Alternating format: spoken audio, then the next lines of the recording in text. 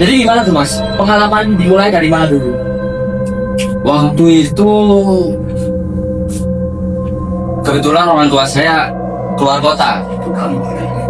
Sekalian saya silaturahmi ke teman saya yang punya rumah. Oke. Dia sendiri kebetulan. Dari awal masuk rumah itu mas, saya sudah merasakan nggak enak. Juga di agama kan sudah dijelaskan kan, seperti di hadis Ana indallani abdibi, Allah berfirman, aku tergantung prasangkaan hambaku. Dari situ saya sudah merasakan hal yang mistis. Juga rumah juga jarang mas dibersihkan. Oh jadi kondisi rumahnya itu kotor gitu mas ya? Kotor. Makanya mas kayak rasa takut gitu, rasanya dari buruk. Juga sebelah kuburan. Soalnya ini sebelah kuburan. Singkat cerita, saya berbincang-bincang sudah selesai. Sik, kopinya mas, sik. Enak beras. Ya. Oke, lanjut mas. Enak banget, ya. Relax banget. Relax banget ya. Lanjut, jadi tadi ngerasain hawa horor akhirnya berprasangka jelek karena rumahnya ada kuburan juga kan, pocong juga. Itu gimana? Semuanya sudah mistis. Awalnya juga bisa bisnis banget ya. Saya tidur di kamar atas. Tidur di kamar atas. Oke. Udah bangunan rumah itu di teman saya ini setengah jadi mas. Oh mas, jadi bangunannya itu masih belum 100% jadi gitu ya mas ya? Naam, ayo seperti itu. Ya khair. Saya regut, saya tidur Betul gitu. Ya. dengan perasaan yang awal lagi. Saya tidur nggak lama dari saya memejamkan mata. Dada ini kok kerasa sesek, nafas juga berat mas. Wah. By the way, Baik. iya. Oke, itu dia. Oke. Itu sebenarnya gara-gara apa mas ya kalau gue tahu? Emang gara-gara tempat kan hawa-hawa yang gelap gitu ya mas ya? Ke bawah. Ke bawah, oh berarti bawa prasangka dari mas ya? Iya. Sampai tahu ketinggian. Oh ya, tahu saya. Kalau di santri itu terkenalnya haksa apa? Ditinggiin sama jin waktu tidur.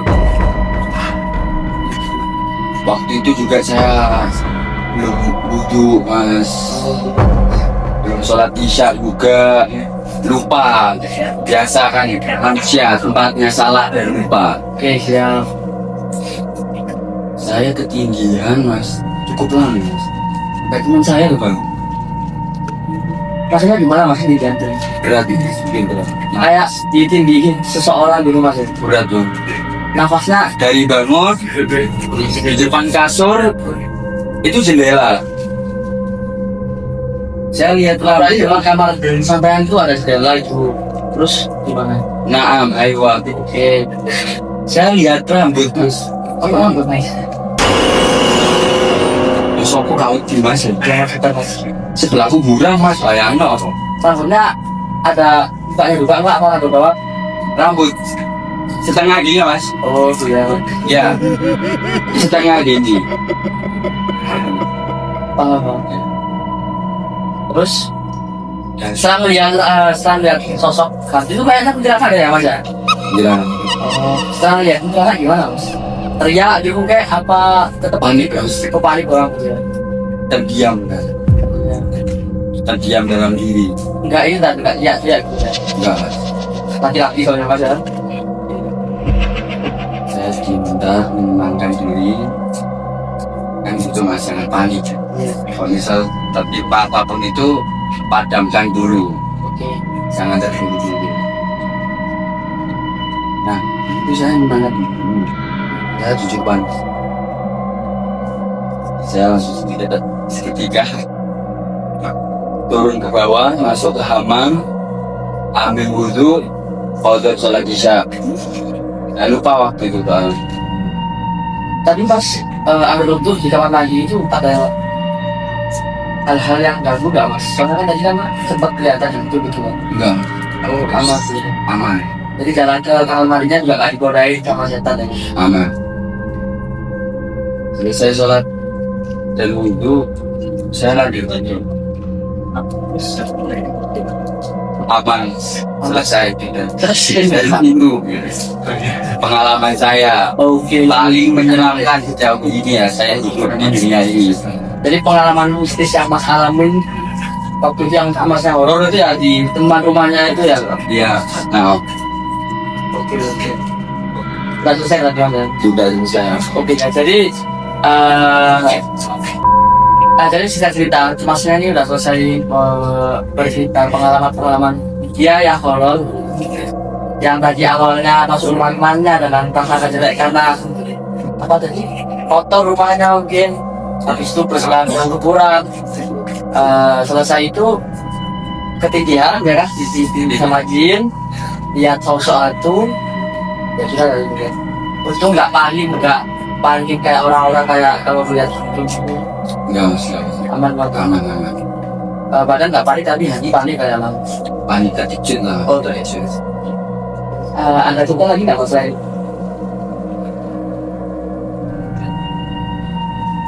Selain itu mas, saya pengalaman mondok di Banyuwangi mas. Juga Banyuwangi terkenal dengan kota santet mas. kota santet? Oh, Banyuwangi itu cuma kota santet dong. Iya mas, kota santet. Saya kira Kalimantan doang. Banyuwangi mas juga. Kalimantan memang santet mas. Ya nggak ada yang Kalimantan nggak di sini.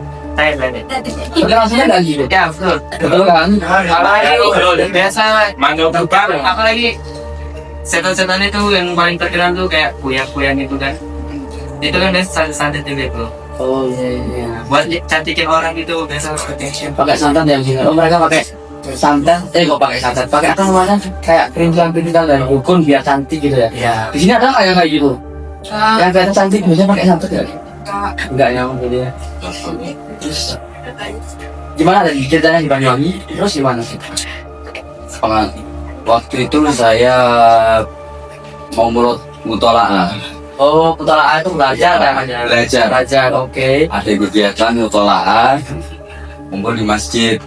Nah, depan masjid persis ini ada hotel Ketapang Indah. Jadi kelihatan lah, nggak terlalu tinggi, hotelnya nggak terlalu tinggi, biasa, meluas. Hotelnya ini meluas. Jadi langit itu masih kelihatan. Oke. Terus?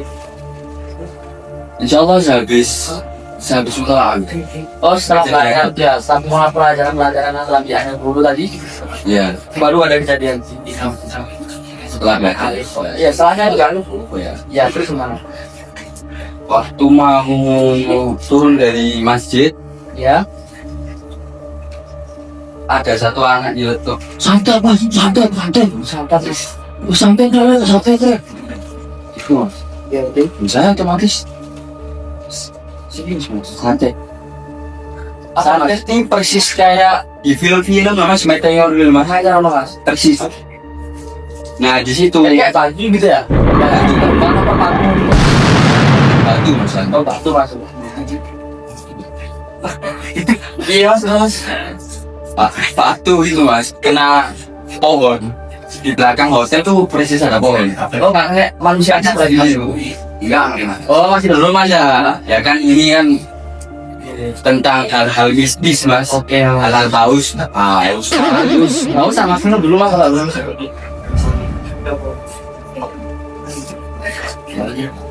Kok meja mas? Betul ngejawab. Terus ya? Men ya, Meteor itu.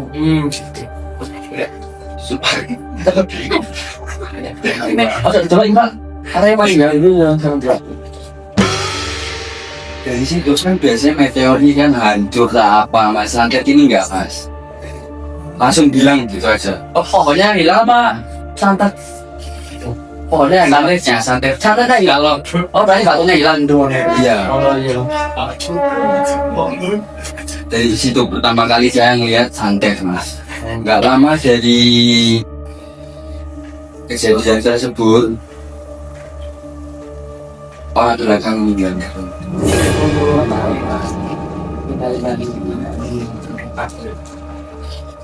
Emang itu ada hubungannya ya Mas? Orang meninggal sama kayak sebenarnya jadi kan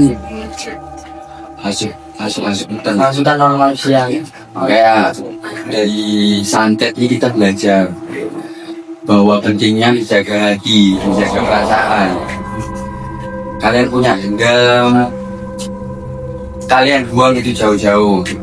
Biar apa? Biar tidak melahirkan yang namanya dosa. Seperti itu, teman-teman. Ya. Mas. Mana suaranya ini? Paham ya? Ini hati ini penting, teman-teman. Timbulnya nanti kemana-mana, pembunuhan, mencuri, memfitnah, menyantet kayak barusan. Hati-hati. Makanya gara-gara hati ini kemarin ada kejadian-kejadian kayak di Cangar kemarin itu kan gara-gara mungkin gara-gara cinta lah, gara-gara ekonomi. Ya kan Mas Asfi? Iya mas, iya.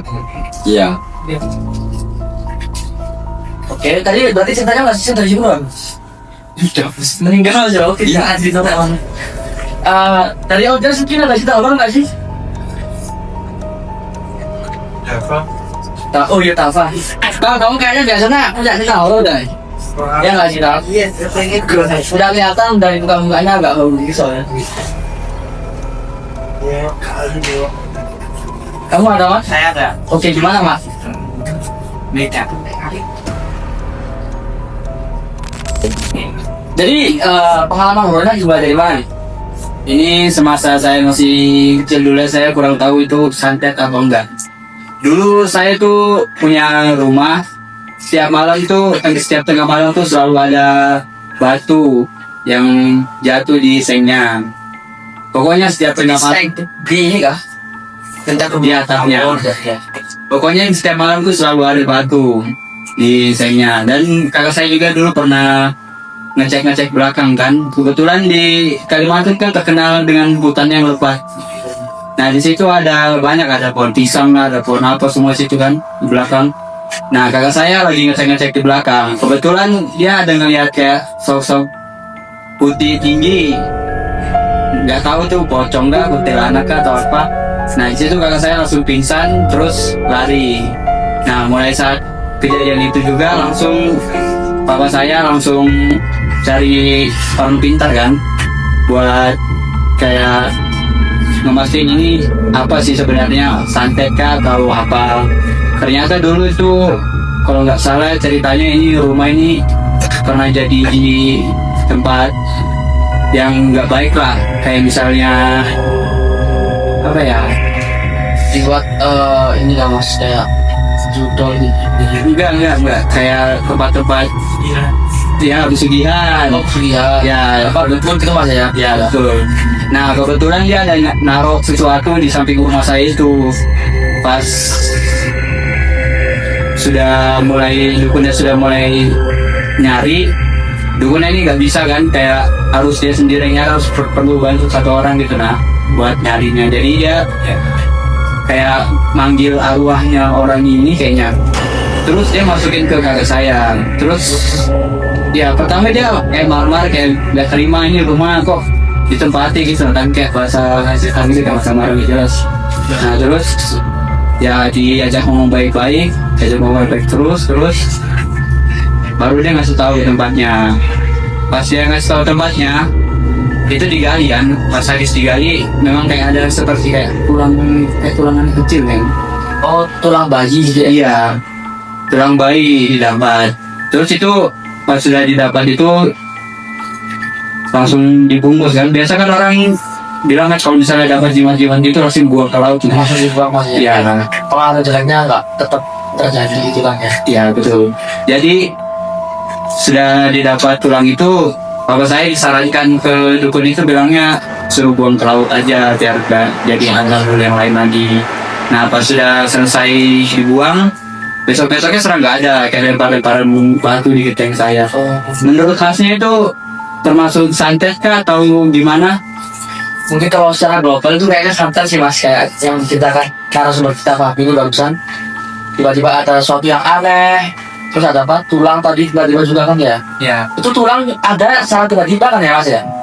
Apa emang Nah itu saya bisa kayak gitu? Apa itu perintilannya mas ya? Perintilan kayaknya mas? Perintilan buat ritual itu aja sih. bisa jadi mas. Soalnya kayaknya itu tulangnya udah lama kayaknya. Soalnya dia sudah kayak rapuh, udah nggak berbentuk lagi. Tapi kalau dari masnya sendiri percaya nggak mas terhadap santet mas? Kalau saya sih percaya santet. Oh, percaya santet mas ya? Ya percaya. Karena pernah ngalamin sendiri. Ya kebetulan juga di lingkungan saya tuh banyak kayak gitu. Kayak misalnya orang kayak ini dia punya saudara kan.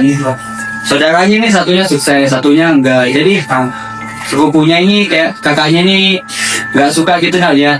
Saudaranya banyak duit apa gitu.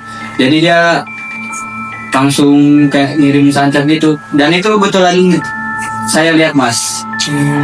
Di situ posisinya saudaranya yang disantet ini badannya bengkak, langsung. Terus pas dibawa ke dokter, Nggak bisa ya saya juga bingung. Kok bisa kayak gini? nggak tahu penyebabnya lah ya bos. Ya Ya. ternyata kata orang-orang sekitar di sana bilangnya santet apalah. Tapi biasanya dalam menangani santet ini biasanya ada penawarnya juga ya mas ya. Kalau dari Kalimantan itu nggak sih? Biasanya dikasih air kelapa kayak apa gitu nggak? Nah kalau itu saya kurang tahu sih mas penawarnya gitu. Cuma setahu sih pengalaman hidup saya yang santet itu sampai meninggal ya mas, nggak bisa. Enggak mas ya? Nggak bisa Bisa. ditangani pas ya? Ya betul. Oke. Itu saja sebenarnya mas. Iya mas. Baik. Jadi narasumber kita udah selesai berbicara ya guys. Mungkin dari audiens lagi ada yang mau nambahin cerita-cerita barangkali di top nggak apa-apa. Ada?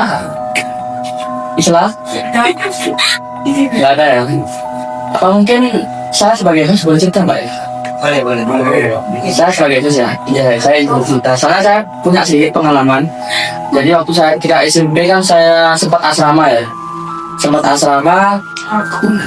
Abis itu di asrama itu tuh memang terkenal dulu bangunan kosong. Bangunan kosong.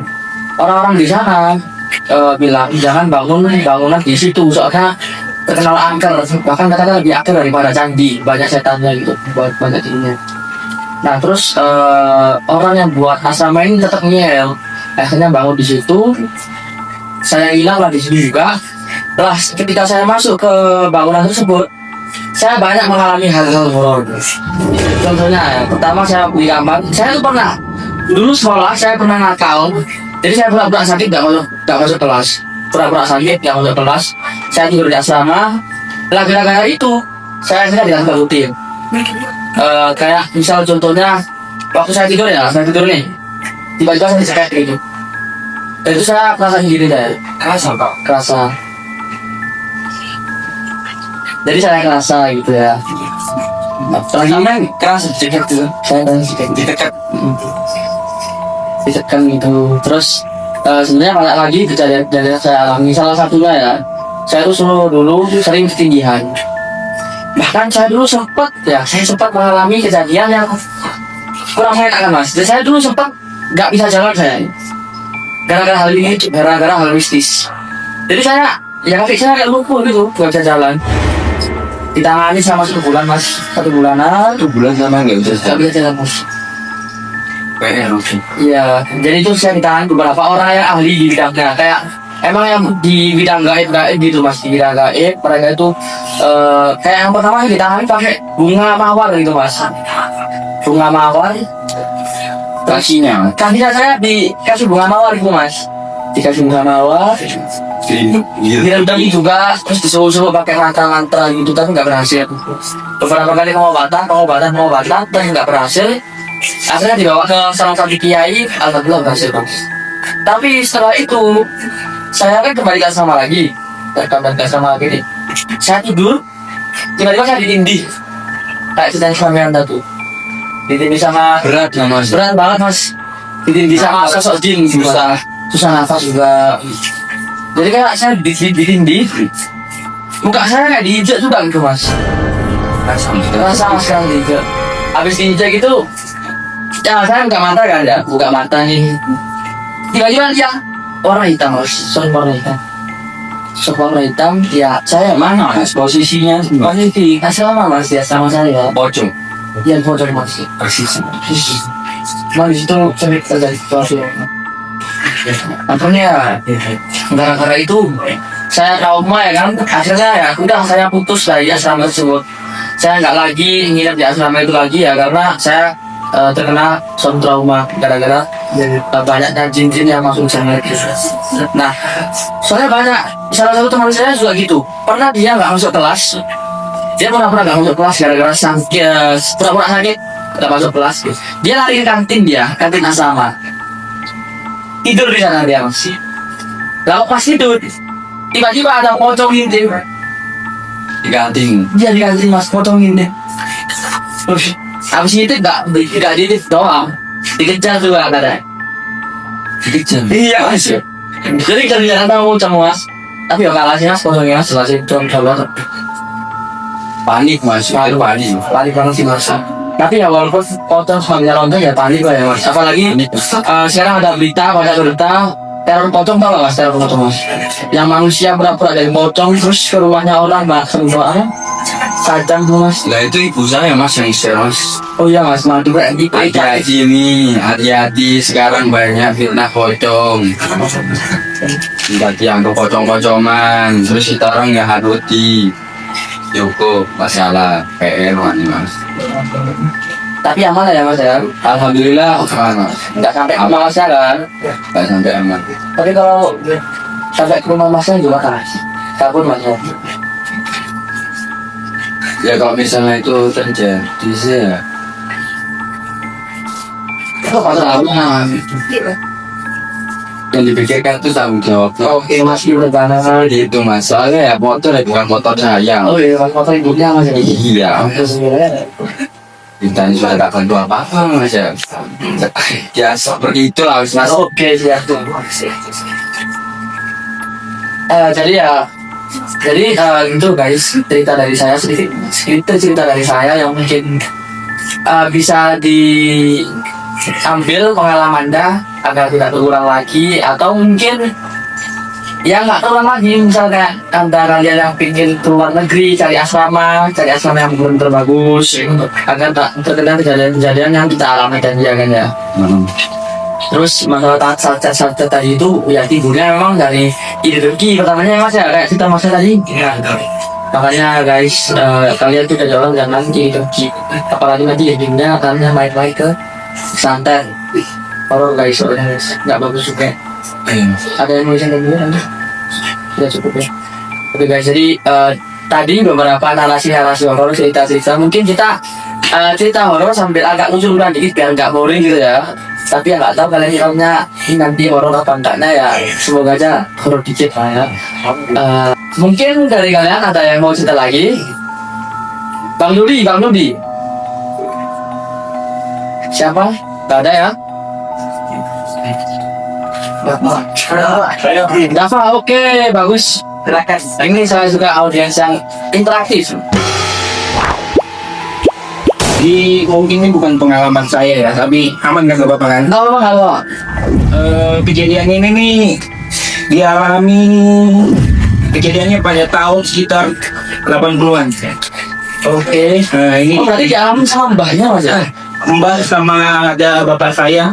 Oke, ketahuan mbahnya kena horor tadi ya. Jadi ya, Gimana mas?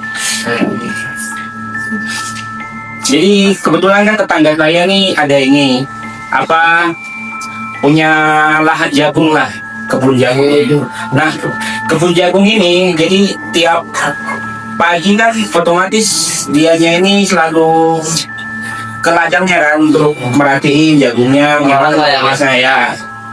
Nah, tiap pagi itu pasti jagungnya tuh rusak. Oh, Jagungnya rusak. rusak itu gara-gara hewan ya? Apa gimana? Nah, ini kan jadi kebetulan Pak saya itu beliau punya sapi lah. sapi. Nah, dia mikirnya begitu. Jadi dia pagi-pagi itu langsung ke rumahnya Mbah. Pokoknya ekspresinya marah lah. Gedor-gedor rumah kan. Terus dia bilang, "Ibu," ya panggilannya kan ibu. "Ibu, lihat saya punya apa jagung ini. Mungkin ibu punya sapi kayak apa yang kasih hancur jagung itu." Nah, dia aksen emang orang asli Papua dia.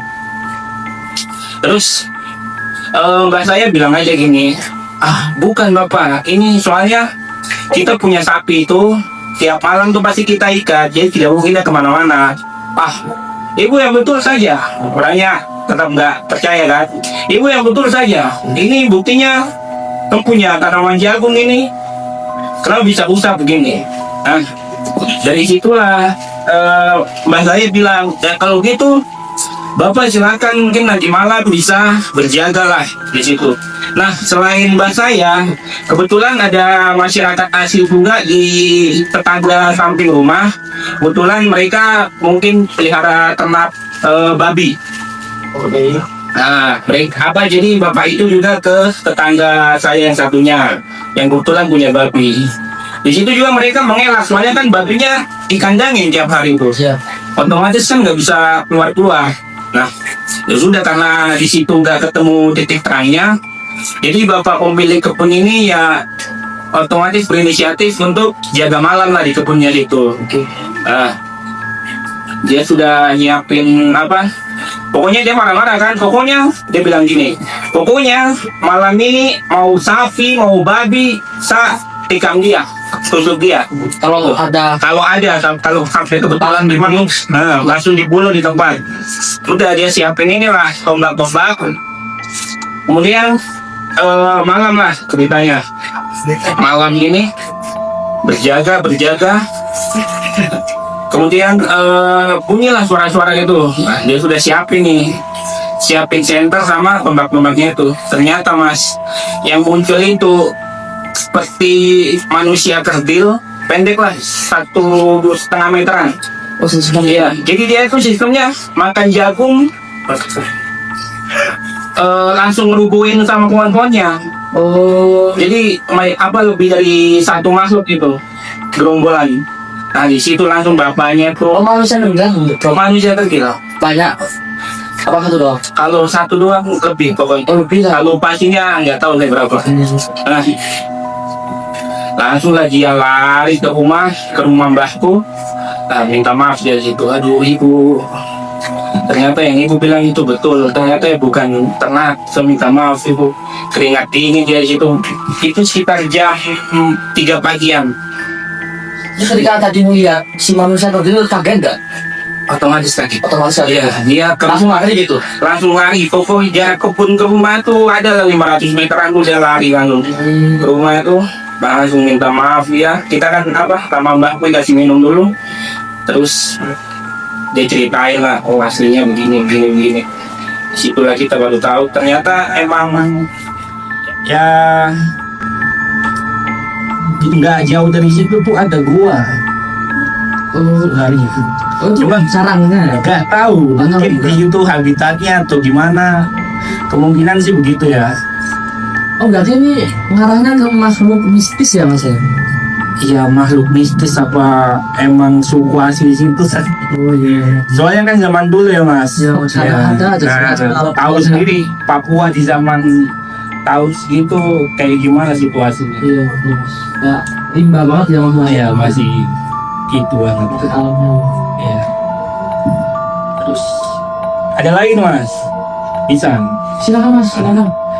Kemudian kalau ini saya udah ada. Ini kemungkinan tahun 2010-an apa 2011. Saya TK pokoknya. 2011 berarti ya. Itu kan nenek saya ada kontrakan lah. Terus ada orang yang kontrak situ. Kebetulan dia di lantai 2. Nah, dia itu pada malamnya sebelum tidur itu sempat nongkrong dulu sama teman-temannya sekitaran situ. Nah, dia itu sempatlah cerita-cerita horor juga, cerita tentang hantu-hantu.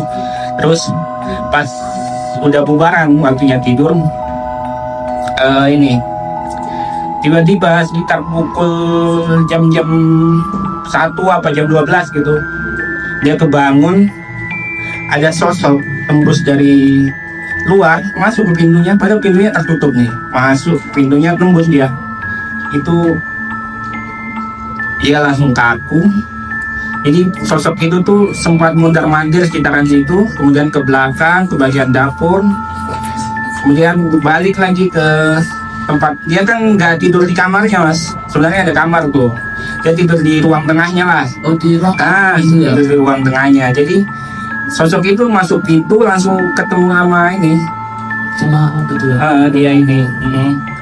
Langsung lah, dia itu nggak bisa buat apa-apa, Kaku terdiam. Terdiam itu memang beku gitu mas ya? Ya orang beku. dia Freeze lah istilahnya. freeze lah, ya benar. Jadi cuma matanya aja yang gerak ini. Jadi sosok itu tuh langsung seperti dia tidur di sampingnya gitu. Oh dulunya Ya, aslinya ya tangan ya mas ya. pasti. Terus itu nggak tahu lanjutannya gimana lagi. Apa mungkin dia tiba-tiba ketiduran apa gimana? Langsung lah habis itu besok paginya dia cerita. Nah, usut punya usut. Jadi sosok itu tuh ternyata merupakan sosok Tony Belanda. Memang katanya dia waktu sosok itu muncul, itu rupanya itu seperti dia memakai gaun-gaun zaman kolonial dulu tuh, tahu kan? Iya. Terus perawakannya juga pirang, rambut panjang, terus kulitnya juga putih, jadi kayak bule-bule. Nah, kayak gitu. Nah, dia ini dipercaya sarangnya ini ada di pohon bambu. Jadi di belakang rumah Mbahku di Papua Tanah ada kali, terus ada pohon bambu besar mas, pohon bambu besar. Nah dipercaya ya situ. Terus mungkin juga ini ada kaitannya sama jadi tetangga samping rumahku itu dulunya itu dia mau gali sumur, Rencana mas. rencana mau gali sumur dia. Mau gali sumur, kemudian gali setelah mungkin dapat sekitar 2 meter gitu, ada kerangka manusia ya mas. Oh ya tangan dia. Kerangka manusia. Lagi tangannya juga. Iya. Setelah Itu mas ya. iya, mungkin nggak tahu itu apa berkaitan sama yang sosok tadi itu apa bukan ya, belum alam ya. Jadi udah langsung nggak iya gitu buat sumur itu, langsung pindah lokasi. Jadi tempat itu langsung dikubur lagi, kembalikan seperti biasanya. Apakah emang tempatnya itu bekas peperangan gitu mas ini? Kalau dibilangnya kemungkinan betul mas, soalnya di rentan samping rumahnya Mbahku itu dulunya kuburan Cina. Oh, oke. Apa mungkin itu tulang-tulang dari kuburan itu yang belum dipindahkan kan? Bisa jadi. Nah jadi itu sekarang, kalau sekarang sih bentukannya udah nggak seperti kuburan nih mas. Kalau nanti sampean ke sana ya, Udah beda mas. beda pastinya. Tapi dulu itu sebenarnya kuburan Cina. Oh iya. Jadi gitu aja. Jadi segitu ya. Ya, mungkin kalau pengalaman saya pribadi nggak ada.